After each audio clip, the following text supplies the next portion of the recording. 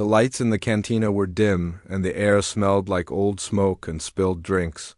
Commander Zethkri sat alone at a corner table, his 4 eyes staring into a glass of green liquid that bubbled and hissed.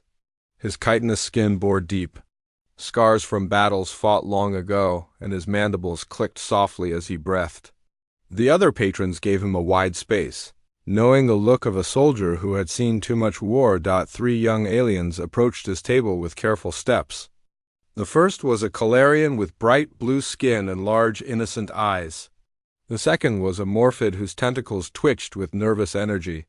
The third was a young Vorthak like Zethkri himself, but his shell was clean and unmarked by combat. They stopped a few feet away, and the Calarian spoke first.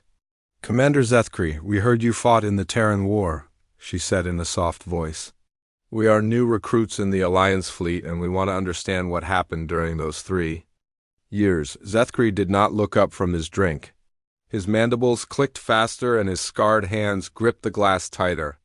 "You do not want to know about that war, younglings. Go back to your training and forget about humans." The Morphid stepped forward, his tentacles curling with excitement. "But sir, the instructors say we might face humans again someday." "They say we need to be prepared for their tactics and their weapons." "Their weapons," Zethkri repeated slowly, finally raising his eyes to meet theirs. "You think their weapons were what made them dangerous?" He laughed, but it was not a happy sound. "Sit down if you must hear this, but know that some knowledge leaves scars that never heal." The 3 recruits pulled chairs to his table and sat with eager faces. Zethkri finished his drink in one gulp and signaled for another.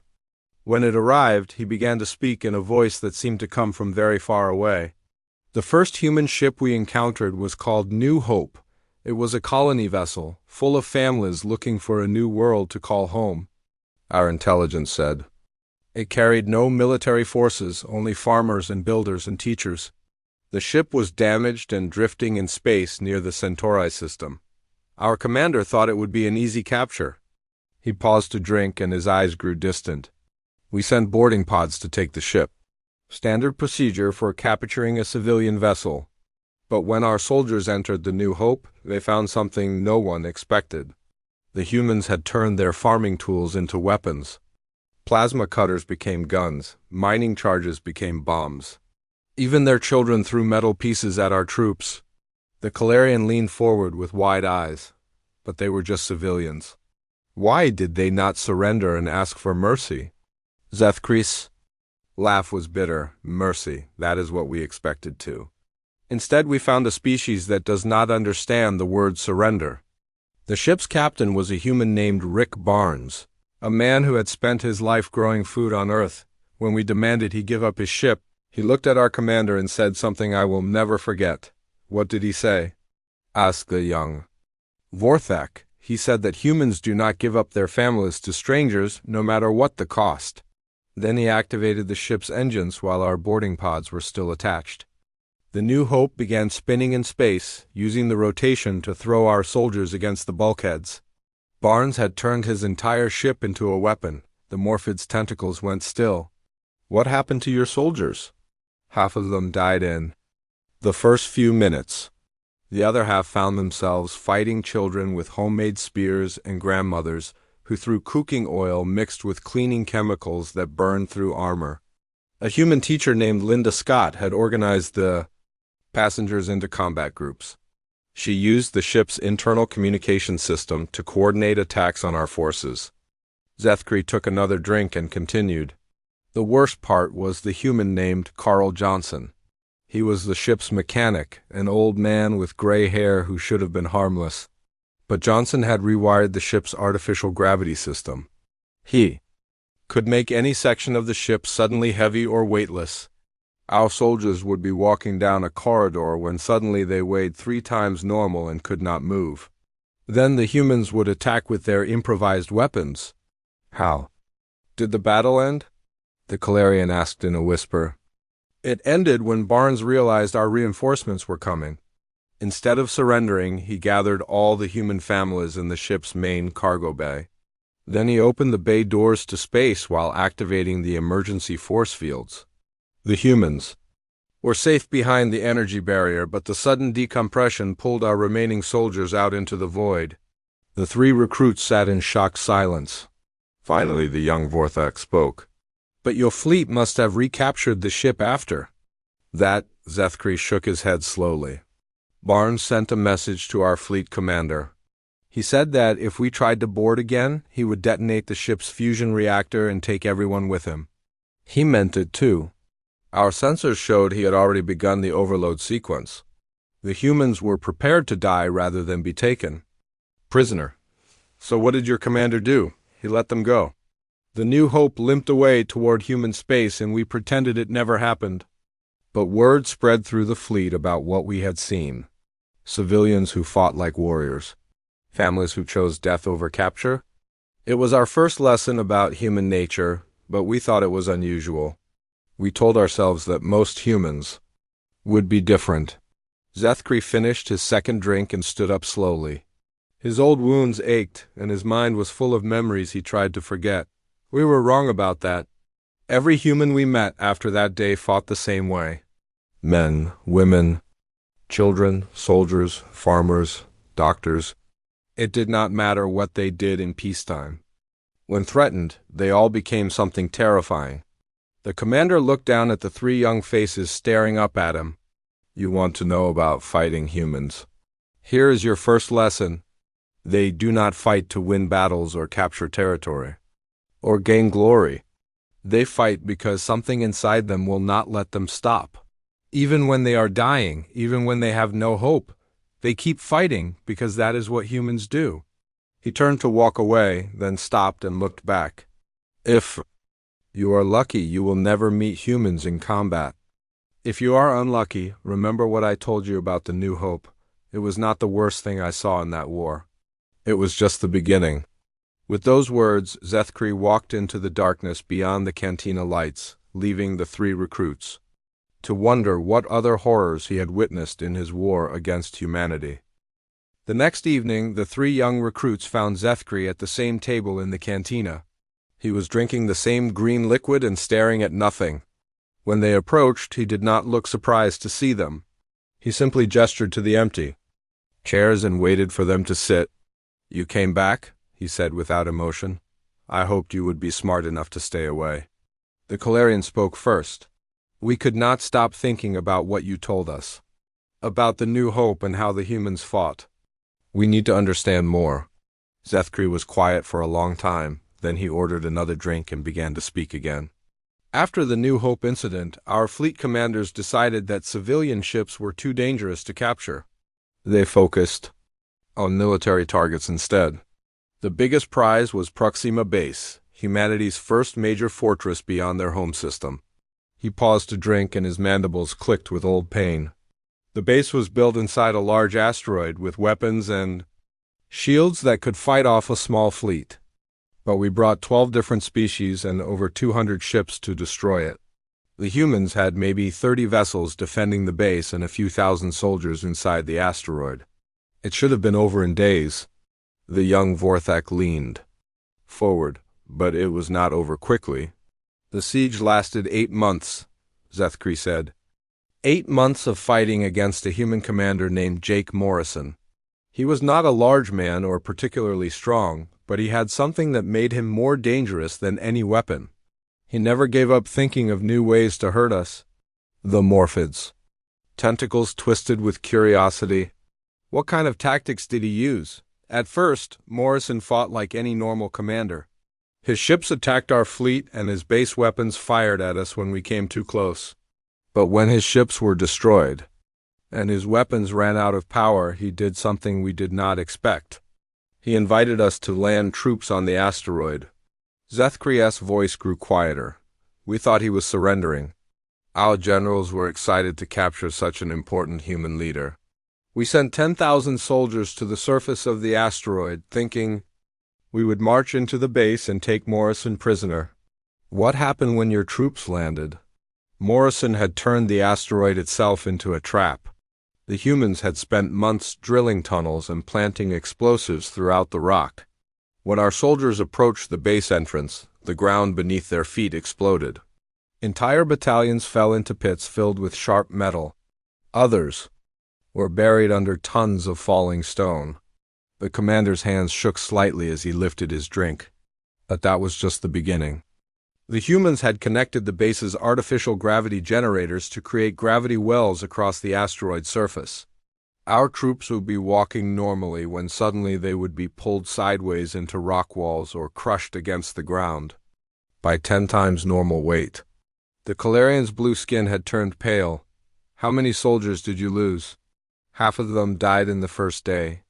The rest were trapped in a maze of tunnels where the humans hunted them like animals. Morrison had his people place speakers throughout the asteroid that played sounds of human children laughing and singing.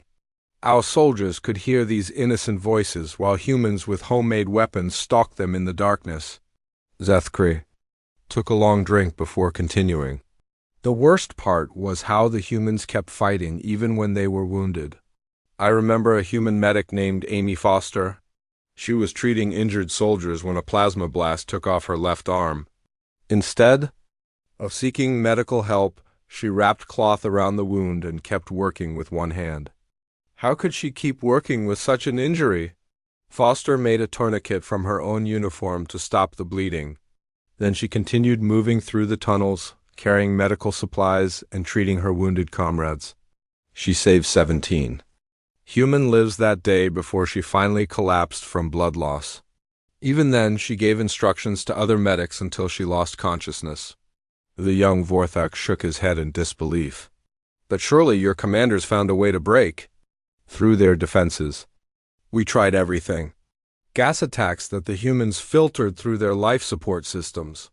Electromagnetic pulses that they redirected using the base's power grid. We even sent drilling machines to create new entrances, but Morrison had prepared for that too. Zethkri's voice became a whisper. When our drills broke through the asteroid walls, they found rooms filled with human-made explosives. Morrison had his people hollow out chambers and pack them with chemicals from the base's laboratories. The explosions killed our drilling crews and sealed the tunnels behind tons of melted rock. How did Morrison get the materials for so many explosives? The humans made them from cleaning supplies, medical chemicals, and food preservatives. They had chemists who could turn almost anything into a weapon. A human engineer named Steve Parker figured out how to make bombs from the base's water purification tablets. Another human named Kate Williams converted the base's hydroponics fertilizer into explosive compounds. The Morphid's tentacles had gone completely still. What finally ended the siege? Zethkri closed his eyes and seemed to age 10 years in a moment. Morrison knew we were bringing in planet-killer weapons to destroy the entire asteroid. Instead of evacuating his people, he sent us a message. He said that humans do not retreat when their friends are in danger. So he surrendered to save civilian lives? No, Morrison activated the base's self-destruct system while our command ship was in close orbit. The entire asteroid exploded with the force of a small star. The blast destroyed our flagship and killed 30,000 of our troops. Morrison and all his people died in the explosion, but they took our entire command structure with them. The 3 recruits sat in horrified silence. Finally, the Calarian found her voice. But why would they kill themselves when they could have escaped? Zethkri opened his eyes and looked at each of them.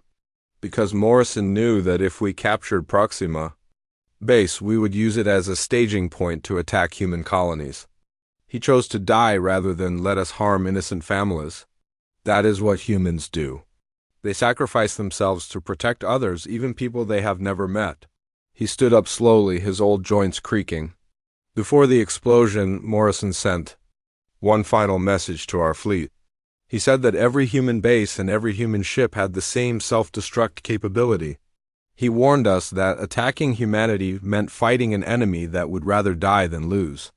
The commander looked down at the 3 young faces. After Proxima Base, our casualties began to mount faster than our victories. Every battle against humans cost us more ships and soldiers than we could afford to lose. They were teaching us that there is something worse than losing a war. What is worse than losing? Winning at such a high cost that victory becomes meaningless. The humans were showing us that they could make every battle so expensive that we would bleed ourselves to death trying to defeat them. Zethkri walked away into the shadows, leaving the recruits to contemplate the terrible mathematics of war against an enemy that refused to value their own lives above their principles. On the third night, Zethkri was waiting for them when they entered the cantina. 3 drinks sat on the table, and he gestured for the recruits to sit without saying a word.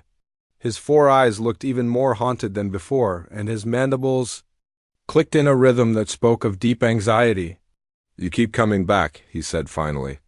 "Perhaps you are ready to hear about the worst thing I experienced in that war."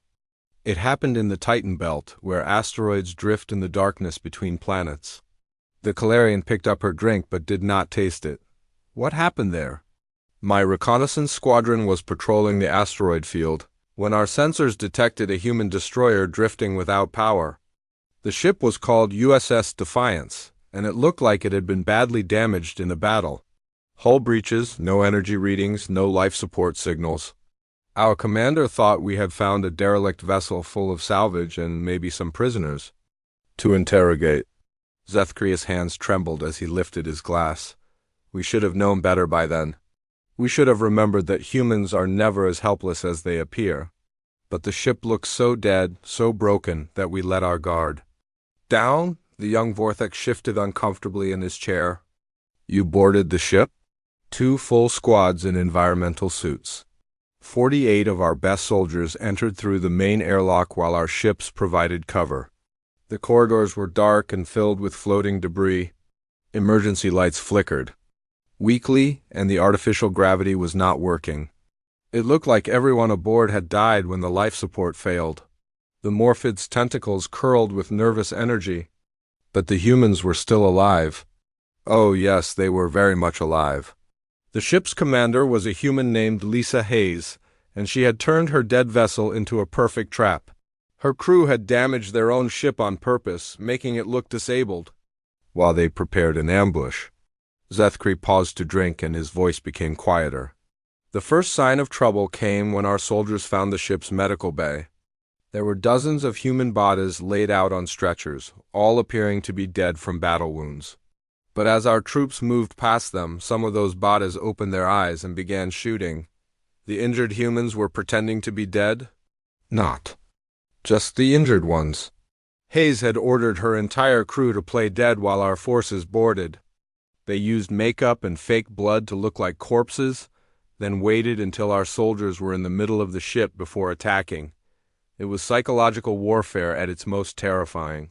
The commander's mandibles clicked faster as the memories flooded back.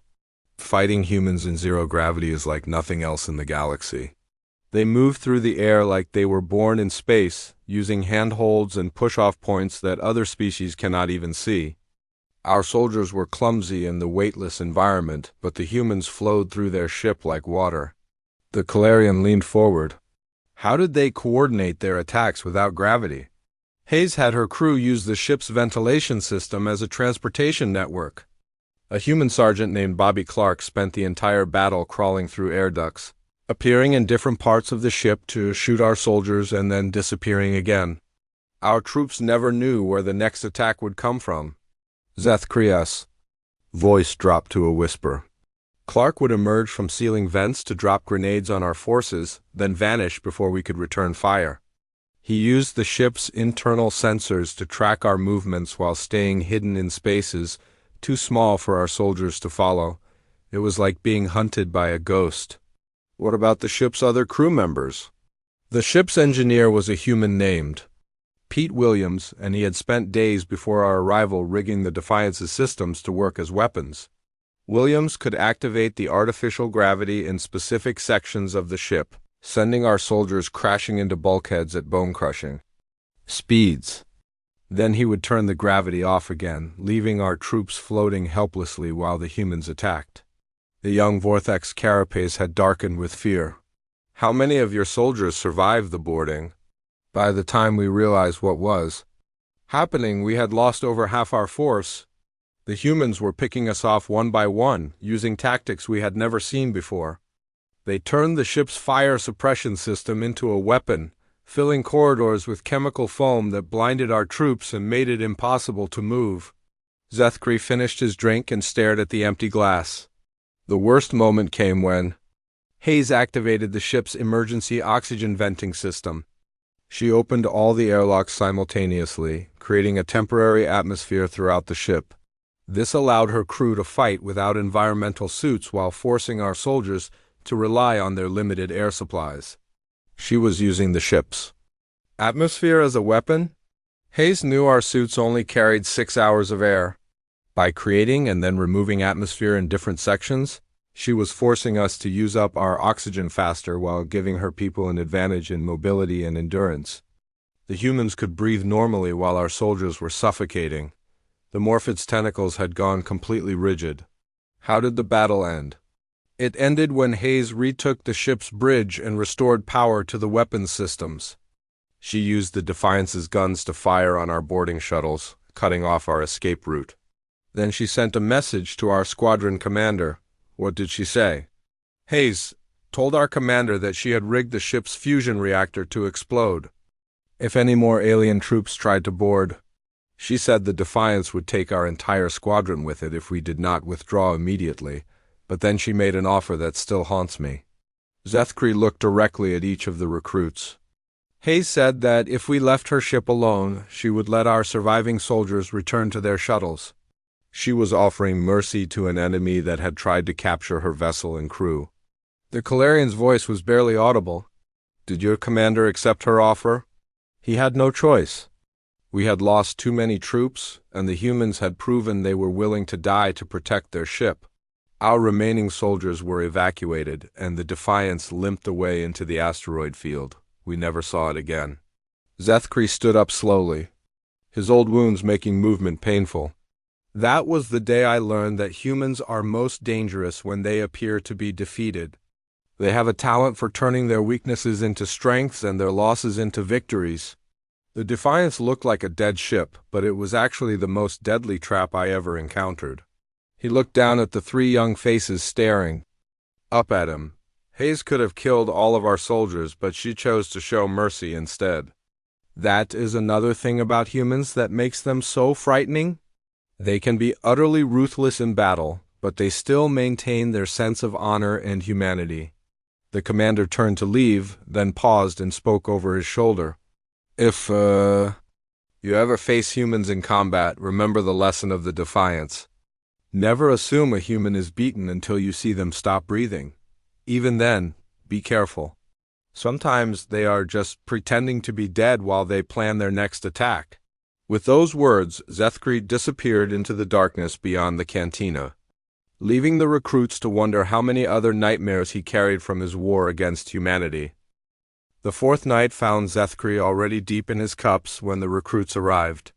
Empty glasses covered his table, and his 4 eyes were bloodshot from drinking. He looked up at them with an expression of profound sadness.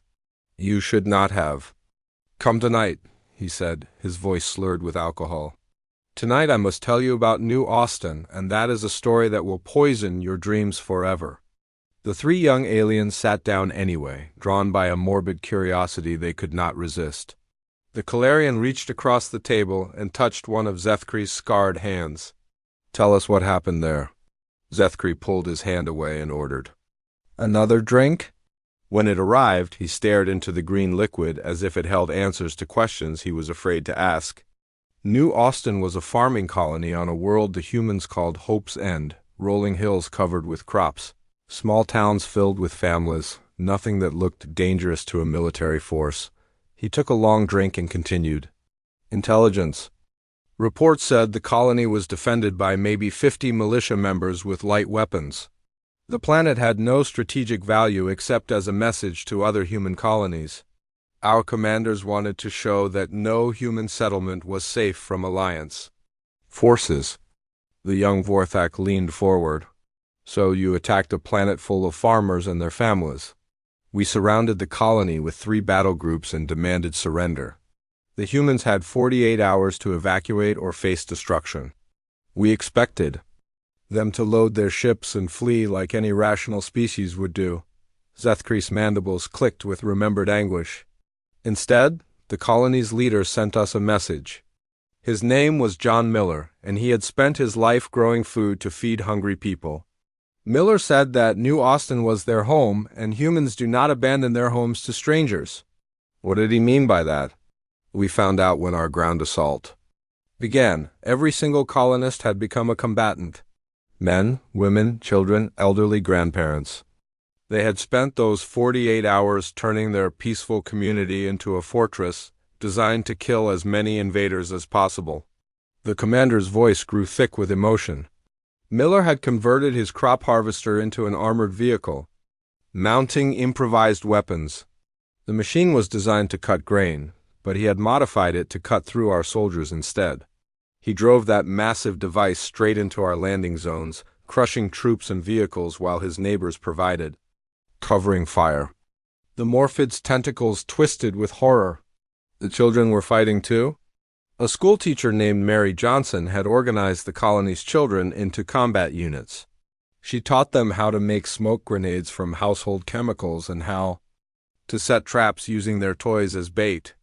I watched 10-year-old humans place explosive devices with the cold efficiency of trained demolition experts. Zethkri finished his drink in one gulp and immediately ordered another. The worst part was how they used their knowledge of the land against us. An old man named Bill Thompson had lived on that world for 60 years. He knew every hill, every stream, every cave. Thompson led our troops into carefully planned ambush where the terrain itself became a weapon. How could one old man be so dangerous? Thompson was not alone. Every colonist knew that land like they knew their own children. They had prepared hiding places and escape routes throughout the area. Our soldiers would think they had cornered a group of humans, only to discover they had walked into a trap with no way out. The Calarians' blue skin had turned almost white. But surely trained soldiers could defeat civilian farmers. You would think so, but the humans had advantages we did not expect. They knew where every water source was located so they could poison our drinking supplies. They understood the local weather patterns so they could predict when fog would provide cover for their attacks. Zethkri's hands shook as he lifted his new drink. Worse than their tactical knowledge was their psychological warfare. The humans had a communication system that could broadcast on all our frequencies simultaneously. They played recordings of Earth music mixed with battle cries and the sounds of children laughing. Why would they broadcast children's voices? Because they wanted us to remember that we were fighting families, not soldiers. Every time one of our troops killed a human defender, that person's children or parents or spouse would appear on our communication channels, speaking the dead person's name and telling us what kind of life we had just destroyed. The young Vorthak's carapace had darkened with shame. Did it affect your soldiers' morale? Many of our troops began refusing to fire on the humans. They could not handle the psychological pressure of fighting an enemy that included children and grandparents. Some of our soldiers deserted rather than continue the assault on civilian targets. Zethkri paused to drink, and tears began forming in his eyes. The breaking point came when we captured the colony's doctor. Her name was Helen Ross, and she had been treating wounded defenders in a makeshift medical station. We thought we could use her as a hostage to force the other humans to surrender. But the humans did not negotiate for her release. They did something much worse. Dr. Ross had a teenage son named Danny Ross, 17 years old and small for his age. When the boy learned his mother had been captured, he organized a rescue mission using other teenagers from the colony. The commander's voice broke completely. Danny had fashioned explosive devices from his mother's medical supplies.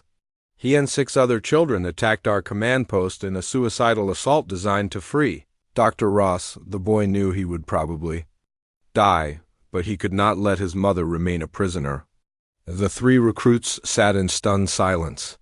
Finally, the Morphid found his voice. Did the rescue succeed? Danny Ross died trying to reach his mother, along with 4 of the other children. But his sacrifice rallied the remaining colonists to fight with renewed fury. They launched attacks all across the colony simultaneously, forcing us to retreat to defensive positions. Zethkri wiped his eyes with a shaking hand. Dr. Ross watched her son die from the window of our command post. When she saw his body, she looked at our commander and said something that still haunts my dreams. What did she say? She said that humans teach their children to value freedom more than life itself. She said that Danny had died to protect not just her, but the idea that families should be able to live in peace without fear of invaders. The old warrior stood up unsteadily, his legs weak from alcohol and emotion. The battle for New Austin lasted 2 weeks. In the end, we killed most of the colonists and claimed victory. But it cost us 12,000 soldiers and most of our heavy equipment. He looked down at the recruits with eyes full of pain. We won the battle, but we lost something more important. After New Austin, word spread through the Alliance fleet about what it meant to fight human civilians. Many species began questioning whether this war was worth the moral cost. Zethkri stumbled slightly as he prepared to leave. New Austin was supposed to be an easy victory that would demoralize other human colonies. Instead, it became a symbol of human determination that inspired their resistance across the galaxy. The commander paused at the edge of the light. The humans named a memorial park after Danny Ross and the other children who died defending their home. They teach their young people that freedom requires sacrifice, and that some things are worth dying for. He disappeared into the darkness, leaving the 3 recruits to contemplate the terrible arithmetic of a war where victory and defeat had become meaningless concepts. On the 5th night, Zethkri was not at his usual table. The 3 recruits searched the cantina until they found him in the darkest corner, sitting alone with his head in his hands. He looked up when they approached, and they could see that he had been crying. "I hoped you would not come tonight," he said quietly. "I have told you enough horrors to last several lifetimes." The Calarian sat down across from him. "We need to understand how the war ended." "After everything you have told us, how did the Alliance achieve victory?" Zethkri laughed bitterly. "Victory? That is what the history books call it, but those who fought in the war know better. We did not defeat humanity. We simply reached a point where continuing the fight would have destroyed us all." He signaled for drinks, but when they arrived he did not touch his glass. After New Austin, the Alliance fleet began falling apart, not from human attacks but from something much worse. Our own soldiers were refusing to fight. The young Vorthek shifted uncomfortably. "What do you mean?" "The psychological trauma of fighting humans was breaking our forces from within." Vorthek warriors who had never shown fear in battle began having nightmares about human children with weapons. Calarian troops refused deployment to any system where humans might be present. Zethkri finally lifted his drink but set it down without tasting it. The Crystalline Collective withdrew from the Alliance entirely after their forces encountered a human hospital ship. The humans were evacuating wounded civilians, including children injured in our attacks. When Crystalline soldiers boarded the ship, they found human doctors still treating patients even while under fire. Why did that affect the Crystalline forces so badly? The Collective are natural pacifists. Seeing humans care for their wounded with such dedication while also fighting with such ferocity created a psychological contradiction their soldiers could not handle. An entire battle group of Crystalline warriors suffered what their medics called existential shock. The Morphid's tentacles curled with confusion, but the Alliance had superior numbers and technology. How could human psychology matter more than military advantages? Because war is not just about weapons and ships. It is about the will to continue fighting when the cost becomes unbearable. The humans had something we had never encountered before. Zethkri picked up his drink again, stared at it for a moment, then set it down untouched. Other species fight to win. Humans fight to ensure that their enemies remember the price of victory long after the war ends. They were not trying to defeat us militarily. They were trying to make conquest so expensive that we would choose peace instead. Is that why the Alliance negotiated a peace treaty? The treaty was signed because our military leaders realized we were destroying ourselves trying to break human resistance. For every human colony we captured, we lost thousands of our own troops. For every human ship we destroyed, We faced increasingly desperate counterattacks that cost us entire battle groups. The old warrior's mandibles clicked with remembered pain. But the real damage was not to our fleets or our armies, it was to our souls. Fighting humans changed us in ways that could never be healed. The Calarian leaned forward. What do you mean? I mean that veterans of the Terran War could never be the same again.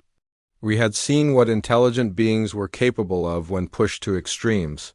We had witnessed children fighting like soldiers and grandparents dying for principles we barely understood. Zethkri's voice grew quieter.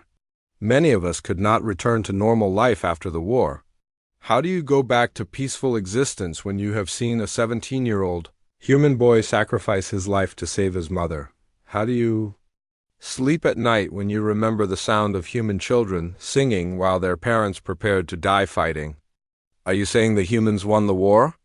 I'm saying there were no winners in that conflict.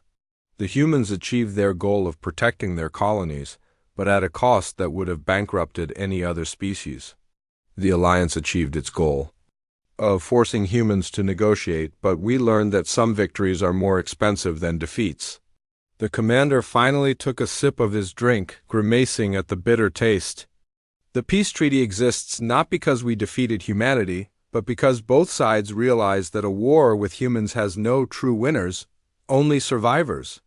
The young Vorthak spoke hesitantly. But surely some good came from the conflict. Did we not learn valuable lessons about warfare and strategy? We learned that there are some enemies you should never fight, even if you can defeat them. Humans taught us that victory can be more destructive than surrender. They showed us that a species willing to sacrifice everything will always find ways to make their enemies pay an unbearable price. Zethkri stood up slowly, his joints creaking with age and old wounds. And the most important lesson came from a human prisoner we captured near the end of the war. His name was Frank Cooper, a simple farmer who had fought us for 3 years defending various human colonies. What did this Frank Cooper tell you? Our interrogators asked him why humans never surrendered, even when facing certain death. Cooper looked at them and said something that ended my military career. The 3 recruits waited in tense silence. Cooper said that humans fight not because they want to win, but because they cannot live with themselves if they do not try. He said that surrender means accepting that their children and grandchildren will grow up in a galaxy where might makes right. For humans, that is a fate worse than death. Zethkri walked toward the cantina exit, then stopped and turned back. Cooper also said that humans understand something most species do not. He said that freedom is not a gift that can be given or taken away. It is a choice that must be made new every day, and sometimes that choice requires paying the ultimate price. The Calarian called out to him. Commander, what happened to Frank Cooper? We released him as part of the prisoner exchange when the treaty was signed. Cooper went back to his farm and continued growing food for his family. But before he left our prison ship, he shook hands with every guard who had treated him fairly during his captivity. Zethkri's voice grew soft with wonder. That is another thing about humans that makes them so terrifying and so admirable. They can forgive their enemies while never forgetting why they fought. The Morphid's tentacles twitched nervously. Do you think the peace treaty will hold? As long as both sides remember what the war cost us, yes. The Alliance learned that conquering humanity would require sacrifices no rational government could accept. Humans learned that their determination, while admirable, comes at a price measured in the lives of their children. Zethkri looked directly at each of the 3 recruits. If you take nothing else from my stories, remember this. Humans are not evil or inherently violent. They are simply the most dangerous species in the galaxy because they have the courage to pay any price for their principles. What should we do if we ever face humans in combat again? The old warrior considered this question carefully. Pray that they show you mercy, because humans have proven they are willing to sacrifice everything to protect what they love. And remember that every human you face in battle was once someone's child, someone's parent, someone's beloved family member. He turned toward the exit again, then paused one final time. The current peace exists because both sides realize that Some wars have no winners, only survivors who must live with the consequences of their choices. We chose to stop fighting humans not because we could not defeat them, but because we learned that defeating them would cost us our souls. Zethkri disappeared into the darkness beyond the cantina lights, leaving the three young aliens alone with their thoughts. They sat in silence for a long time, contemplating the weight of the old warrior's words. Finally, the Calarian spoke. "Do you think he was right about humans being the most dangerous species in the galaxy?" The young Vorthak nodded slowly. "After hearing his stories, I think humans are dangerous not because of their weapons or their tactics, but because they have something most species lack." "What is that?" The absolute certainty that some things are worth dying for, and the courage to act on that certainty even when death is inevitable." The Morphid's tentacles curled with a mixture of fear and respect. "I hope we never have to test whether the peace treaty will hold. After hearing about New Austin and the Defiance and all the rest, I do not think our species could survive another war with humanity." The three recruits finished their drinks and left the cantina, each carrying the burden of knowledge that would change how they viewed the galaxy forever. They had learned that some victories cost more than defeats, and that courage is not the absence of fear, but the willingness to act. Despite it, in the darkness of space outside Kepler Station, the stars continued their eternal dance, indifferent to the small dramas played out by the species that lived and died beneath their light. But for three young aliens, the universe had become a more complex and dangerous place, where heroes and monsters could wear the same face, and where the price of peace was measured in the nightmares of old soldiers who remembered too much.